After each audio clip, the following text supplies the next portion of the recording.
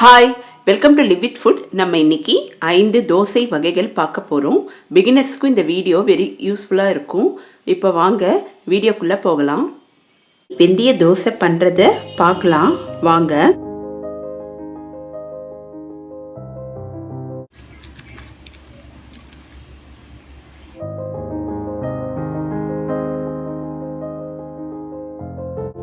இந்த வெந்தய தோசைக்கு புழுங்கல் அரிசியும் பச்சரிசியும் நல்லா கழுவி 2 மணி நேரம் ஊற வச்சிடலாம்.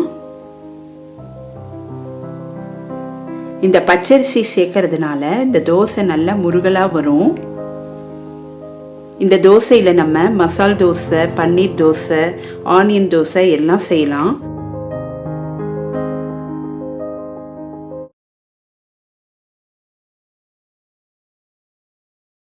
உளுத்தம்பருப்பையும் வெந்தயத்தையும் நல்லா கழுவி 2 மணி நேரம் ஊற வச்சிடலாம். இந்த தோசை ரொம்ப டேஸ்டாக இருக்கும். இப்போ ஊற வச்ச எல்லாத்தையும் ஒன்றா சேர்த்து நல்லா கிரைண்டரில் பேஸ்ட் போல் அரைச்சி வச்சிடலாம். அரைச்சி வச்சதை நல்லா உப்பு போட்டு கலக்கி வச்சிடலாம். மறுநாள் தோசை வாக்கணுன்னா ஃபஸ்ட்டு டேவே மாவை எடுத்து புளிக்க வைக்கணும். அப்போ தான் தோசை நல்லா வரும்.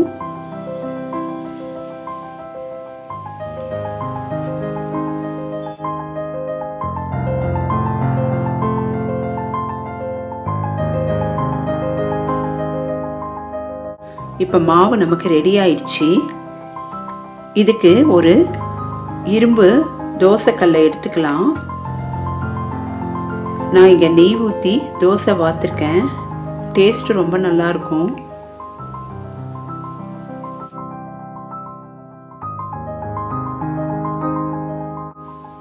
தோசை வாக்கும்போது நம்ம வேணும்னா தண்ணி கூட ஆட் பண்ணி தோசை வாக்க ஆரம்பிக்கலாம். நல்லா மெல்லிஸாக வரும்.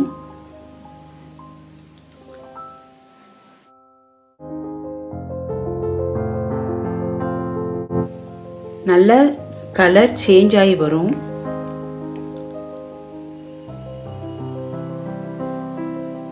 டேஸ்ட்டும் நல்லா இருக்கும். நல்ல முருகலாகவும் வரும் பாருங்க. தோசையை திருப்பி போடணும்னு கூட அவசியம் இல்லை. ஆனால் இங்கே பாருங்க, திருப்பி போட்டு கூட நம்ம தோசையை வாக்கலாம்.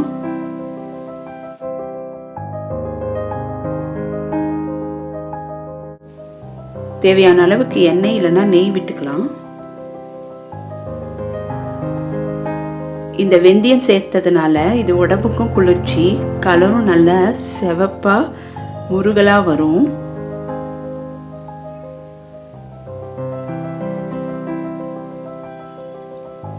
இதை சட்னி சாம்பாரோட சாப்பிடும்போது டேஸ்ட் ரொம்ப நல்லா இருக்கும்.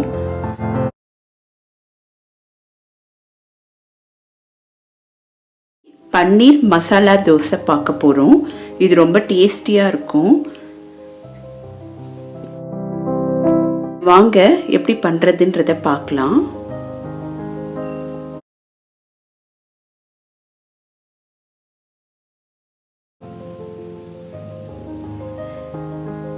இப்போ பன்னீர் எடுத்துக்கலாம். இதை நல்லா இந்த மாதிரி துருவி எடுத்துக்கலாம். பன்னீரை ஃப்ரிட்ஜிலேருந்து 2 மணி நேரம் முன்னாடியே எடுத்து வச்சிடுங்க. அப்போ தான் நம்மளால் இந்த மாதிரி ஈஸியாக துருவ முடியும். இப்போ தேவையான அளவு பன்னீரை துருவி எடுத்துக்கலாம். இப்போ ஒரு கடாயில் எண்ணெய் விட்டுக்கலாம்.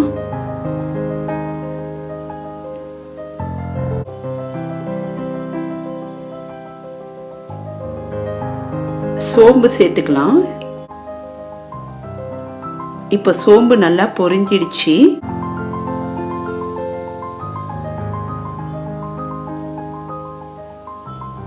வெங்காயம் சேர்த்துக்கலாம். வெங்காயத்தை இந்த மாதிரி சின்ன சின்னதாக கட் பண்ணி சேர்த்துக்கலாம். இப்போ நல்லா வதக்கி விடலாம். தேவையான அளவு உப்பு சேர்த்துக்கலாம். உப்பு சேர்த்தா சீக்கிரமாக வெங்காயம் வதங்கிடும். இப்போ வெங்காயம் கலர் மாறிடுச்சு.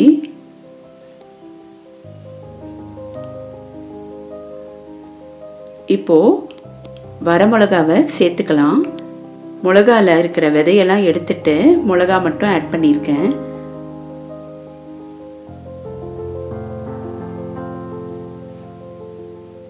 கருவேப்பிலை சேர்த்துக்கலாம். இது இந்த தோசைக்கு ஒரு நல்ல வித மணத்தை கொடுக்கும், அதனால ஃப்ரெஷ்ஷாக ஆட் பண்ணிக்கோங்க. கேரட் சேர்த்துக்கலாம். கேரட்டை நல்லா துருவி இதோட ஆட் பண்ணிக்கலாம். இது தேங்காய் சட்னி சாம்பாரோட சாப்பிடலாம். இப்போது கரம் மசாலா சேர்த்துக்கலாம். இந்த கரம் மசாலாவோட வாசனை இந்த தோசைக்கு ஒரு நல்ல மணத்தை கொடுக்கும்.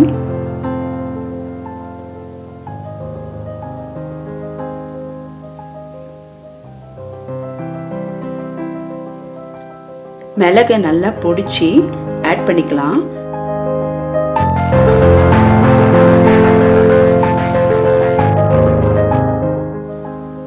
நம்ம ஏற்கனவே காரத்துக்கு மிளகா வத்தல் ஆட் பண்ணியிருக்கோம். இப்போ மிளகு பொடி ஆட் பண்ணியிருக்கோம். முந்திரியை நல்லா பொடிச்சு ஆட் பண்ணிக்கலாம். இது இந்த தோசைக்கு நல்ல ஒரு ரிச்னஸை கொடுக்கும், டேஸ்ட்டும் ரொம்ப நல்லா இருக்கும். இப்போ எல்லாத்தையும் நல்லா மிக்ஸ் பண்ணி விடலாம்.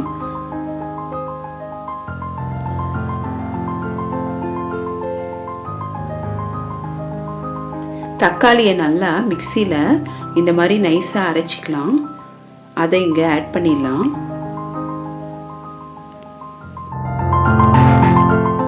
இந்த பன்னீர் மசாலா 3 பேர் சாப்பிட்ற அளவுக்கு நான் பண்ணியிருக்கேன். அதனால் 3 வெங்காயம் 3 தக்காளி சேர்த்துருக்கேன். இப்போது நல்லா வேகணும் தக்காளி, அதனால் ஒரு 2லேருந்து 3 நிமிஷம் மூடி வச்சிடலாம்.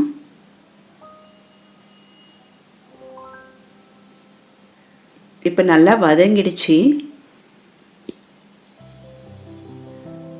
இந்த டைமில் நம்ம பெருங்காயத்தூள் சேர்த்துக்கலாம்.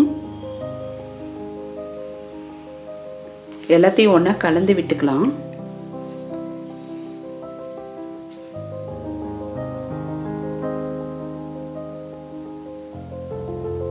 நமக்கு தேவையான அளவுக்கு கொத்தமல்லி சேர்த்துக்கலாம். நமக்கு இந்த ஃபில்லிங் ரெடி ஆயிடுச்சு.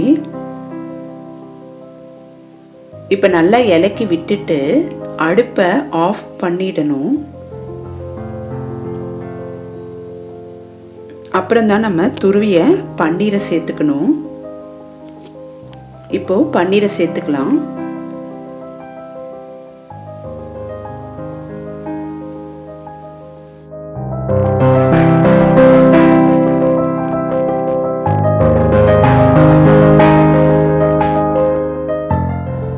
தினமும் ஒரே மாதிரி தோசை சாப்பிட்றதுக்கு ஒரு வித்தியாசமாக இந்த மாதிரி பன்னீர் தோசை செஞ்சு சாப்பிட்லாம்.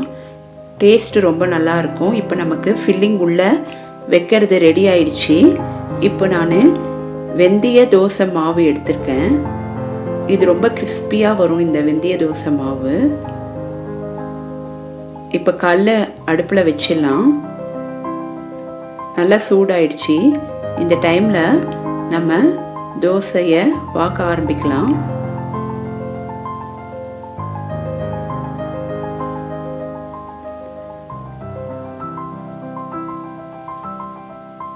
நான் இங்கே நெய் யூஸ் பண்ணியிருக்கேன். உங்களுக்கு நெய் வேண்டாம்னா நீங்கள் எண்ணெய் கூட யூஸ் பண்ணிக்கலாம்.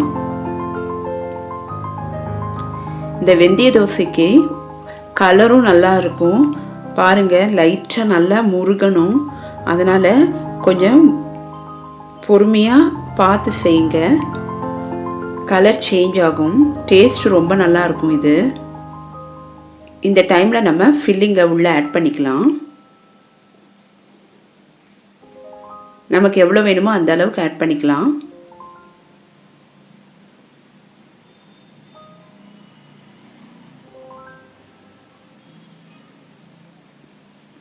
நம்ம ஒரு தோசை சாப்பிட்டாலே ரொம்ப ஃபில்லிங்காக இருக்கும். அந்த அளவுக்கு டேஸ்ட்டு நல்லாயிருக்கும். இப்போ நமக்கு பன்னீர் மசாலா தோசை ரெடி ஆயிடுச்சு.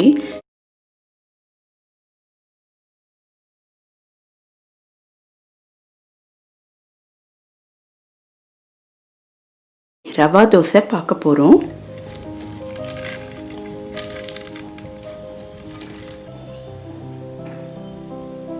இந்த கிறிஸ்பியான ரவா தோசை எப்படி பண்ணுறது அப்படின்றத பார்க்கலாம் வாங்க. இப்போ ஒரு பவுலில் பச்சரிசியை எடுத்துக்கலாம். இதை நல்லா கழுவி ஒரு 30 நிமிஷம் ஊற வச்சிடணும். எந்த அளவுக்கு பச்சரிசி எடுக்கிறோமோ அந்த அளவுக்கு ரவை எடுத்துக்கணும். இங்கே நான் கோதுமாவோ மைதா மாவோ எதுவுமே ஆட் பண்ணல. பச்சரிசியும் ரவையும் மட்டும்தான் இந்த ரவா தோசைக்கு.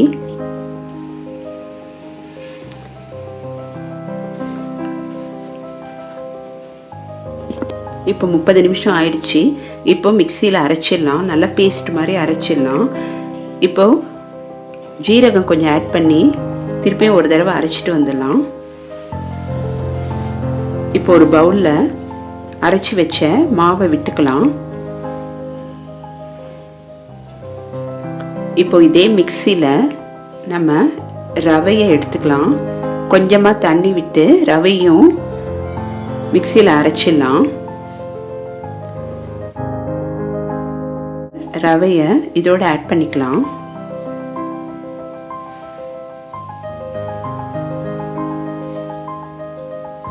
இப்போ இதில் இஞ்சியை நல்லா துருவி சேர்த்துக்கலாம். பச்சை மிளகாவை நைஸாக கட் பண்ணி ஆட் பண்ணிக்கலாம்.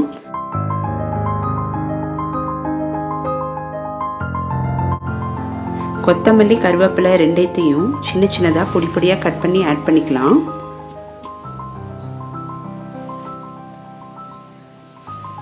தேவையான அளவுக்கு உப்பு சேர்த்துக்கலாம்.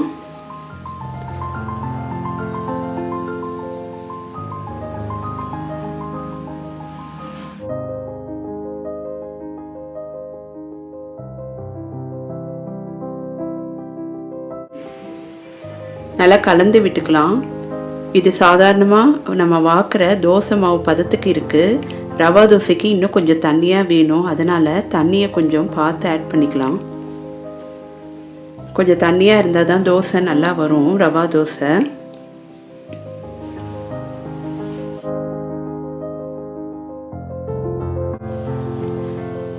மார்னிங் டிஃபனுக்கு செய்யணும் அப்படின்னா காலையிலேயே பச்சரிசியை ஊற வச்சா போதும். மற்றதெல்லாம் ஈஸியாக முடிஞ்சிடும் வேலை. நான் முந்திரி கொஞ்சம் சேர்த்துருக்கேன். முந்திரி இல்லைன்னா தேங்காவை சின்ன சின்னதாக கட் பண்ணி கூடி நம்ம சேர்த்துக்கலாம். வெங்காயம் பிடிச்சவங்க வெங்காயம் கூடி இதோட ஆட் பண்ணிக்கலாம். இப்போ ஒரு இரும்பு கல்லை எடுத்துக்கலாம். இப்போ இந்த மாவில் நம்ம கொஞ்சமாக எண்ணெய் விட்டுக்கலாம். கல் நல்லா காஞ்சிடுச்சு. இந்த ரவா தோசைக்கு ஹை ஹீட்லேயே இருக்கணும். ஃபஸ்ட்டு தோசையிலேருந்து நம்ம தோசை வாக்குற வரைக்கும் ஃப்ளேமை சிம் பண்ணவே கூடாது. ஒரே மாதிரி ஃப்ளேம் இருந்தால் தான் தோசை நல்லா வரும். கிறிஸ்பியாகவும் இருக்கும், நல்லாவும் வாக்க வரும். உங்களுக்கு வேணும்னா நெய் கூட ஆட் பண்ணிக்கலாம். நான் இங்கே நல்லெண்ணெய் விட்டு பண்ணியிருக்கேன். நல்லா மொறு மொறுன்னு தோசை ரெடி ஆயிடுச்சு.